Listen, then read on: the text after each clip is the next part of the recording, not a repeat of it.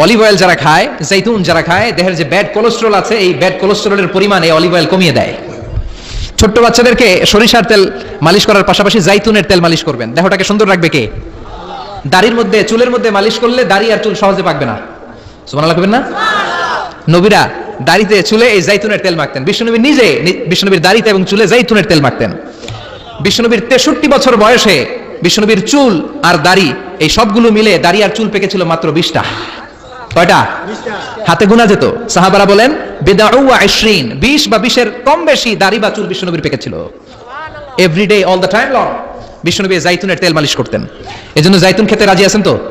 বাজারে পাওয়া যায় আরব দেশের জাইতুন এর তেল, অলিভ অয়েল কিন্তু বাজারে পাওয়া যায়। 3 ক্যাটাগরির আছে, একটা হচ্ছে এক্সট্রা ভার্জিন, আর একটা হচ্ছে ভার্জিন, আর একটা রিফাইন্ড পিওর। এক্সট্রা ভার্জিন যেটা, এটা লেস দেন 1% অ্যাসিড দিয়ে পিউরিফাইং করে, এটা আপনি খেতে পারবেন।